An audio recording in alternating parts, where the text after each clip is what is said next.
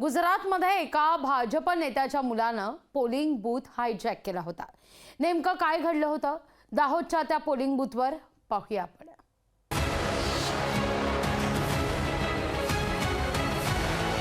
अरे भाई टोपा फायर जो मारा भाई भाईनो चालू आपला बापनो मशीन आहे आवा बापनो। गुजरातमध्ये निवडणुकीचा हा बिहार पॅटर्न पहा। गुजरातमध्ये भाजप नेत्याच्या मुलांना मतदान केंद्र ताब्यात घेतल्याची घटना घडली आहे। मतदान प्रक्रियेला डाग लावणारी ही घटना गुजरातमध्ये घडली। दाहोद मतदारसंघातील पार्थमपूर गावात स्थानिक भाजप नेत्याच्या मुलांना चक्क बूथवरच कब्जा केला।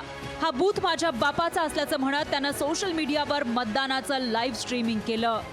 2-5 मिनिट साहेब जे झालं चालवा तो आपल्या बेटाची आका दिवस चाललं आखवत काही ना फटाफट बोलो यार।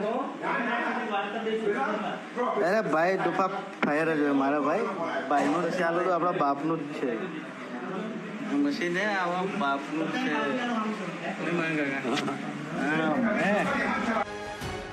मतदान अधिकाऱ्यांसोबत दमदाटी करून मतदान केंद्र ताब्यात घेणारा हा पठ्ठा दुसरा तिसरा कोणी नसून तिकडचे भाजप नेते रमेश भाबोर यांचा चिरंजीव आहे। 7 तारखेच्या मतदानाचा हा व्हिडिओ व्हायरल झाल्यानंतर विजय भाबोर फरार झाला होता।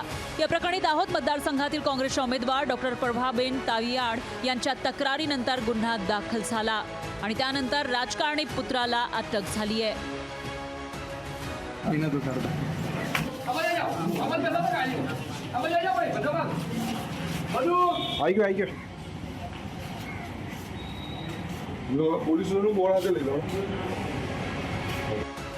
हा व्हिडिओ समोर आल्यानंतर विरोधकांनी निवडणूक आयोगाच्या निपक्षपातीपणावर सवाल उपस्थित केलेत।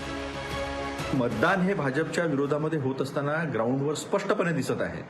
पण लोक म्हणतो मी सामान्य लोक जी शंका व्यक्त करत आहेत की हे काही ना काही ईव्हीएम मध्ये घोळ करतील, ईव्हीएम बदलतील, हॅक करतील, अशा पद्धतीनं एखाद्या पक्षानं सरकारने विश्वास गमावणं, निवडणूक आयोगाने विश्वास गमावणं हे लोकशाहीसाठी घातक आहे। दरम्यान भाजपनं या प्रकरणात कायदेशीर कारवाई होत असल्याचं म्हणत हात झटकले।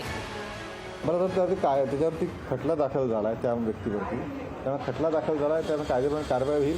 प्रश्न कुठलाही याचा असो तो कायद्याप्रमाणे कायदा सक्षम आहे त्या विषयात कारवाई करण्यामध्ये, त्यामुळे त्यात काही बोलण्यासारखं नाही। लोकशाहीची मूल्य अबाधित राखण्यासाठी सर्वात मोठी जबाबदारी सत्ताधाऱ्यांवर असते, पण लोकशाहीचे ठेकेदार म्हणवणाऱ्या राजकीय नेत्याची मुलं जी पुढे जाऊन राजकारणीच बनतात त्यांनी लोकशाही पायदळीत उडवण्याची परिसीमा गाठल्याचं दिसतंय। ब्युरो रिपोर्ट, लोकशाही मराठी। या बातम्यांचा बुलेटिनमध्ये आता वेळ झाली आहे इथंच थांबण्याची। नमस्कार।